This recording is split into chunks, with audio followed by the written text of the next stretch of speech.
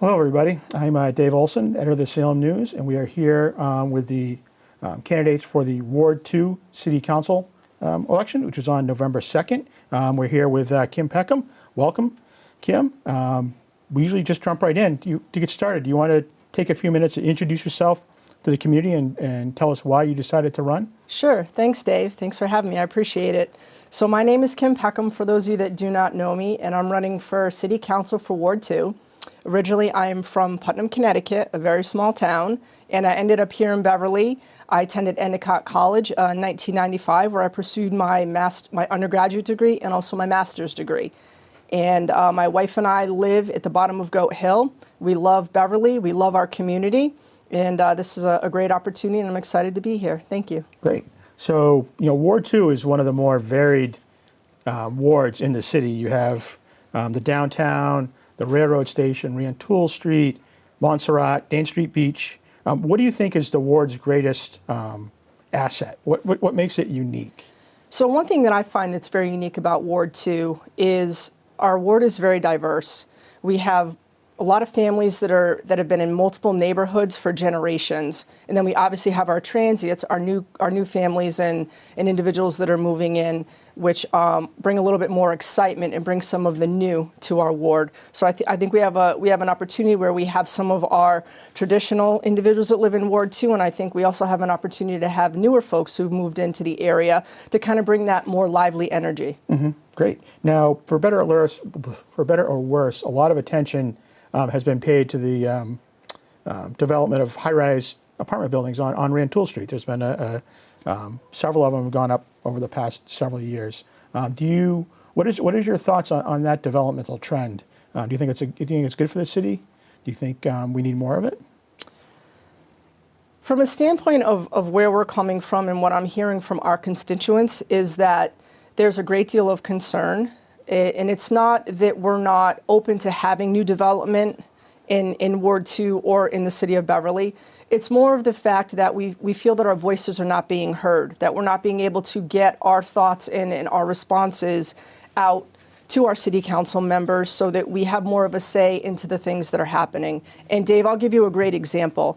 I live at the bottom of Goat Hill, where the new Sedna development was just wrapped up early spring. And throughout that process, the development team, the developers were very involved in our community. They were very responsive to our emails. They walked our streets. They met with us multiple times and showed us that they really cared about our area, and they really wanted to make sure that we were happy with the final product.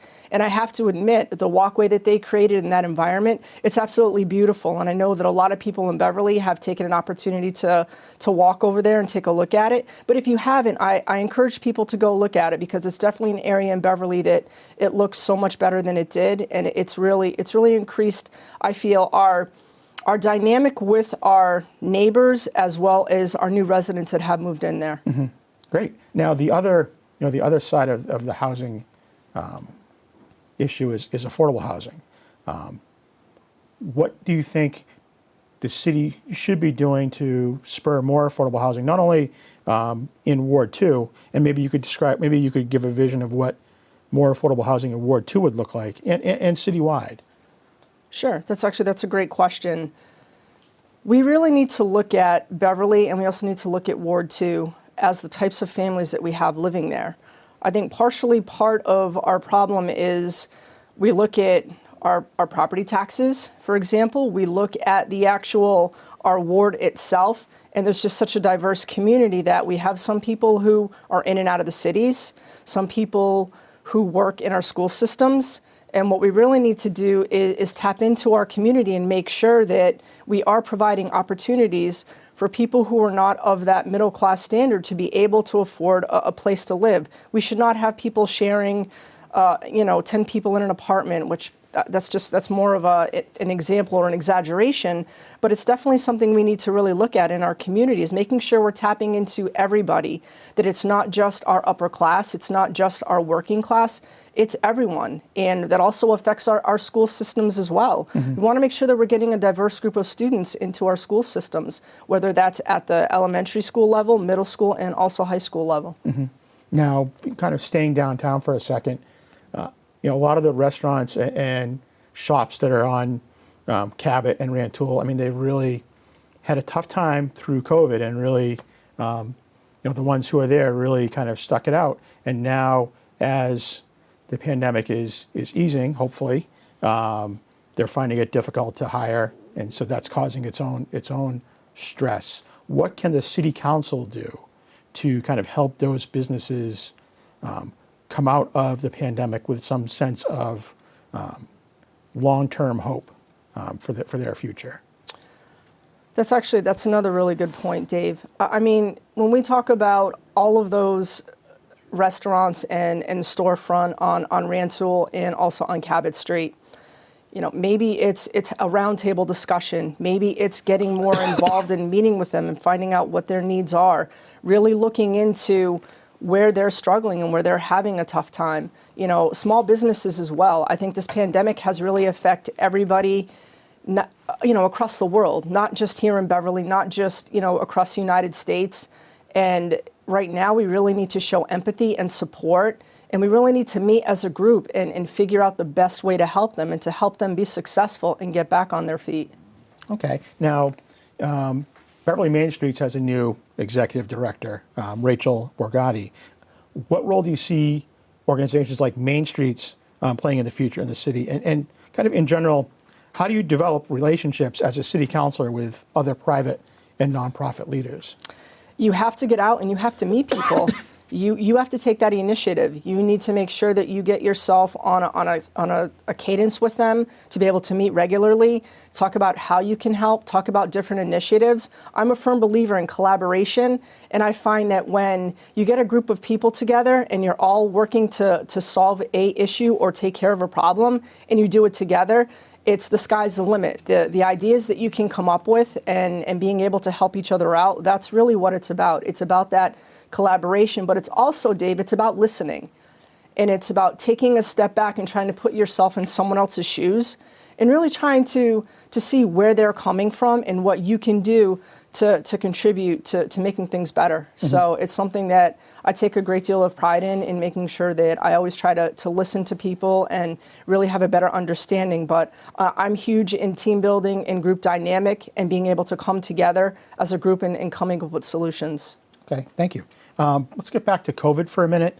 How would you rate city government's response to the pandemic? What did city government do that worked, and are there ways the response could have been better? From a standpoint of someone who resides in Beverly, I feel that, Mayor Cahill and everyone on the council, I feel they did a very good job at communicating, at making sure that we were keeping our city safe. I know that there was a lot of communication and a lot of individuals talking about the whole mask mandates and should we really be, do we really need to be in a mask, as long as we were. And I trust that our local government and also, our statewide government as well, that they're going to do what's best for us and best for our communities. It was a challenging time, and it still is challenging. It's, we have a new variant, and there's just a lot of different things going on, but I feel they did a great job, and I felt comfortable with the decisions that were made. I'm a very social person, mm-hmm. So for me, being locked in was not the best experience.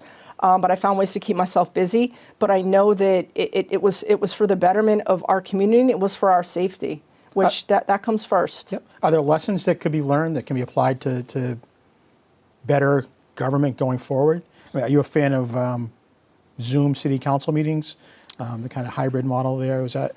Sure. The company I work for, that's how we've worked for over a year and a half. Mm-hmm. We were on Zoom and Google Hangouts, and that's how we communicated. That was our main channel of meeting and whatnot. I mean, we can continue with the Zoom calls if people are comfortable. I think, again, it really depends on who you are as a person. You might feel comfortable in a mask all the time when you're out and about. Someone else might not. We see people walking their dogs with a mask on. To me, that's their prerogative. I think you need to be empathetic and supportive of everyone in where their comfort level is, because it's different for everyone. Some people have medical conditions. Some people don't. So I think that it's as COVID is, we're still in COVID. I also feel that we've learned a lot from this situation, and hopefully we never go through another pandemic again. And if we do, hopefully we're better educated and better prepared. Now, you've talked a couple times about listening and responsiveness in city government. If you're elected, how do you plan on keeping in touch with your constituents, and maybe also give a grade on how effective Beverly city government has been in doing that since you've been here? Sure. Thanks, Dave.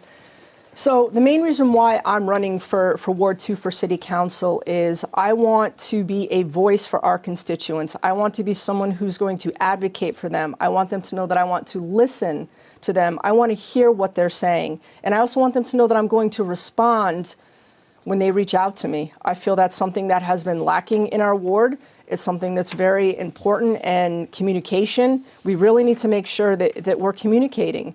If I am elected, that's maybe having roundtable discussions. Part of that, Dave, is that a lot of the issues that are going on in Goat Hill versus Rantoul Street versus Cabot Street versus Lothrop Street are very different. Yes, there might be some similar in regards to parking and whatnot, but there's different concerns along the way there. And the only way you're really going to be able to help everyone in the ward is to really get out there and communicate and find out what those issues are. And for me, it would definitely be a possible roundtable discussion to try to set up on a regular cadence. An evening, maybe one evening a week, get a few people from each area together, or those who want to sit down and talk and try to come up with those solutions. But it's not just finding out what their concerns are. It's then that next step. It's taking that information back to City Hall, back to City Council, back to our elected officials, and letting them know what people are concerned about. And it's that follow through and building that gap and making sure that we have that bridge. And I feel that's what's lacking right now. That's the main reason why I'm running for this position. And as you've campaigned in these different mini districts within Ward 2, what are some of the concerns maybe in the different neighborhoods? Sure. It's been pretty consistent with, we have our development, we have parking, the condition of our streets, our sidewalks, the potholes, rodent management. Those are some of the hotter topics that I've heard from folks. And, I understand their concerns because, I live in Ward 2. I see some of the things that are going on, some of the things that I'm concerned about. I mean, listen, we're very blessed. We live in an amazing city, and we live in an amazing area, especially on the North Shore. And we have a lot going on in Beverly. And I feel that there's got to be a way to, I know we're not going to make everybody happy, but I think we need to open up the lines of communication and have better communication from Ward 2 to our city council members, to our elected officials. So, okay, great, thank you. Now, you like you said, you went to Endicott. Beverly has two colleges. It's home to two colleges. One of them in your ward, and they have a number of other nonprofit ventures, from the North Shore Music Theater to the hospital to Beverly Bootstraps. And a lot of those places are expanding. Endicott is going to add a new building.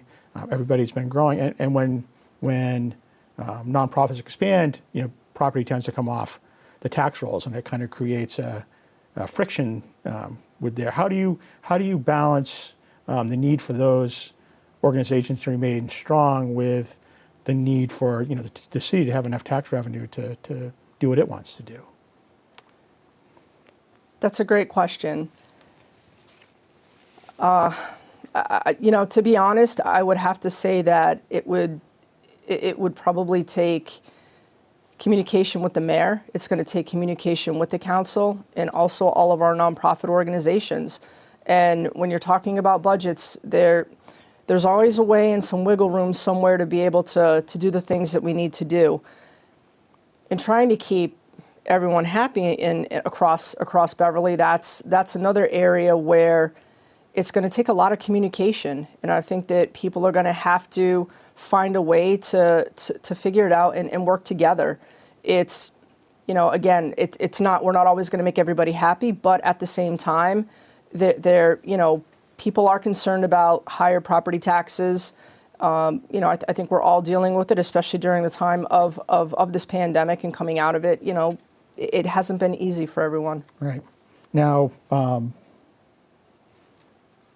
one aspect that I think everybody is worried about now, especially in Ward 2, which has Bass River on one side and the coast on the other, is climate change. And it's an issue that's talked about globally, but really it's a very, very local issue if your basement's flooded or your house is getting washed away. What should the city, what do you think of the city's efforts so far to kind of deal with the effects of climate change? How would you grade those, and what more do you think the city should be doing? I think we can do better. I think we can be better. I also feel it's really about educating. It's about education. It's about educating our students. It's about educating people who are also of a different generation, probably don't. And I know, for example, my mom is a great example for this. She doesn't really recycle much. She doesn't understand the importance of it. She doesn't understand composting. She doesn't understand some of these things that affect our climate, that affect our world, that affect our, where we live. And it's really about educating, and it's really about making sure that we have to find a way to set aside additional funding to make sure that we are taking care of all these areas. It's funny, I was talking to one of our neighbors, and they made a great point. We were talking about the development over at Bass River, and one of the comments was, once that's taken away from us, we'll never get it back. Mm-hmm. And I think that's something that just resonated in my head for a minute, because once we start taking away our waterfront areas, we're not going to be able to get those back. So I think it's a very delicate matter. Mm-hmm. I do feel that the council has different ways of how they want to handle these things, but I also think we need to reach out to the community as well. And again, it's that knowing that we're working together as a team and really trying to make sure that we're addressing these issues, that's going to help us get through a lot of these development projects and being able to really have open discussions about it. But it is a concern. It's a concern everywhere. I know the company I work for, we're huge on sustainability. We're huge on composting, recycling. A lot of our furniture is recycled. Our carpeting is, what is it? It's seaweed. It's made out of seaweed. It's recycled seaweed, and that's across the globe. So, I think there's a lot of areas that we really need to look at, but our waterfront's very important, and I feel that a lot of our neighbors that have been in Beverly for a significant amount of time, a lot of the families that have the generations that have resided in these certain areas, I think that's a big concern of theirs, is once this is taken away, then what? We're not going to have it. Mm-hmm. So that's a good question. What is your vision of a healthy, vibrant waterfront for Beverly? What does that look like to you? I mean, for me, I look at Sedna, and I feel that there was part of that originally. I think the original plans, they were actually going to go larger, and it was going to be much bigger than it was. And I think after they took the time to really talk about the development and what they wanted to do with that whole process, the whole project, they scaled it down a little bit. We're looking at over at Bass River that I believe it's 4 stories. There's 4 stories, and then there's going to be 1 story in the front. It's really, for me, it's, do we really need all that right there? Are there some other things that we can do in that area? And I know that it's a very hot topic. I also know that the restaurant going in across over from the Anchor, that's another hot topic. And that's also another waterfront area. But I feel that we've got to keep some of what we currently have there, but be able to make it presentable and enjoyable for everyone. And I think that's the tougher thing, especially for those that live on the waterfront. That's what they're looking for. Switching gears a little bit, what was your reaction to the racist incident last month at the Beverly School Committee meeting? Sure. Maybe just start with that. Sure. Whew, take a deep breath on that one. So as a member of the LGBTQIA+ community, my wife and I have been together for approximately 16 years. I'm a firm believer in equality. I'm a firm believer in inclusion, and I'm also a firm believer in civility and respect and tolerance. It's okay to be different than someone else. It's okay to not live in that cookie cutter lifestyle that maybe people portray you to have. It's okay to be different. There should be no tolerance for it anymore. I feel we're at a place in our time where we need to love and respect each other and be kind. And if you don't know someone or you're uncertain, then take an opportunity to meet them and talk to them, because you never know what they've gone through. You never know what their life has been like. I know for myself, it took me a long time to be able to be comfortable with who I am and accept myself for who I am. So I know what it's like to have someone say derogatory things to me or make me feel uncomfortable. And I just feel that should not be tolerated. But I also feel at the same time that we need to be educating our youth better. And I feel that there needs to be additional programming allocated in our school systems to really have people learn about acceptance and really understand each other and be okay with that. Mm-hmm. Do you think there's systemic racism in Beverly? Unfortunately, I do. I don't think it's just Beverly. However, I feel our local government really provides the platform for us to be better. And I feel if we start at the local level and we really focus on that and harness that it will then trickle to the other branches of government. But we have a lot of work to do. Mm-hmm. That shouldn't be happening. We shouldn't be having all of the issues that we're having now. It's time for progression. It's time for kindness. And especially with what we've all gone through throughout this pandemic, people have experienced a lot, and we really need to be better. Mm-hmm. What can the city council as a group and a single city councilor do to kind of advance that? Elect more people that are of a diverse backgrounds. Mm-hmm. You look at Dom Copeland. He's a man of color, and he's sitting on city council right now currently, and I think that's one of the best things that ever happened to Beverly. It's just getting a different perspective. It's meeting different people. It's having conversations. But you know what it is, Dave? It's about those uncomfortable conversations that sometimes people don't want to have, and digging a little bit deeper in there to see what really they're about and how they've experienced their life. So that's another part of it. And sometimes those tough questions, they're not easy to ask, but I think as a community we have to ask them. Mm-hmm. Are you confident that Beverly has the wherewithal to kind of have that conversation? Absolutely. Mm-hmm. I do. I feel between our school systems, and I have several friends that are teachers in Beverly, that are some of the most amazing women, and I have the most utmost respect for. That I do feel that. I do feel that way. It's really about that conversation and really taking the time to designate time to really look into those issues and concerns. Mm-hmm. And I do feel we can. But it's gonna take some time, but it's something that we really need to focus on, especially after November 2nd. I'm a firm believer that we really need to look into diversity and inclusion, and we talk about equality for all. After November 2nd, City Council really needs to make sure that they're looking at really equality for all. Mm-hmm. Great. Looking to other communities, around the North Shore, even around the state, around the country, what are there programs or initiatives that are happening in other communities that you look at that and you say, geez, I would love to see that happening in Beverly?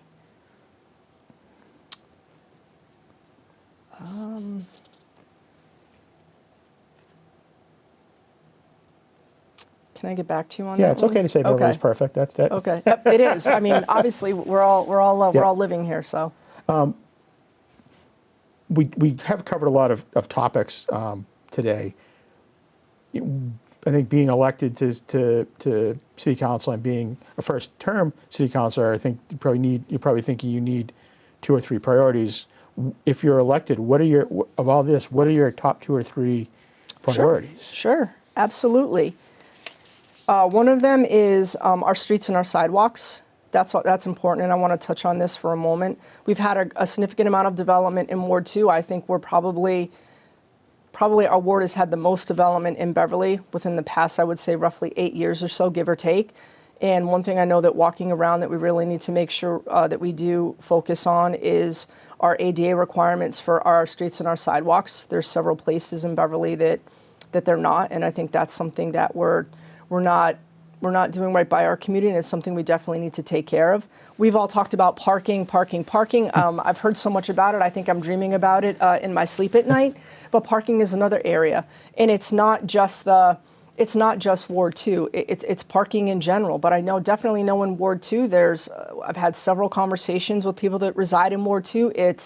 Do we need metered parking? Do we need residential parking? Do we need to have some of our streets become one way to adjust for the traffic flow and the amount of traffic that we do have in Beverly now? So that's something else. And then we touched a lot on the development and making sure that we're working closely with the developers and making sure that our ward, or whichever ward the development is occurring in, their voice is being heard. Mm-hmm. So those are really the three key areas that we want to tackle. And then, we could even throw some equality in there as well. I think we have a lot of work to do in regards to equality. Mm-hmm. And I'm hoping that the next couple years, if I am elected, that we'll hit the ground running and we'll do the best job that we can. Mm-hmm. And it's an exciting opportunity. I think there's a great deal going on, and whomever is elected, they're gonna have to really put some time in and spend some time with our constituents. Mm-hmm. What do you think?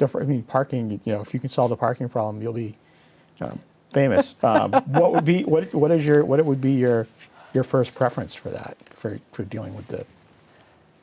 Well, I think first of all, I would really need to sit down and talk to council about it, because I know there's different parameters and different things that we need to look at. I know that there were thoughts of potentially adding some additional metered parking. I know several of our Ward 2 residents, they're really adamant they want residential parking. I guess we would have to sit down and really kind of talk it out to figure out what would be best for our area.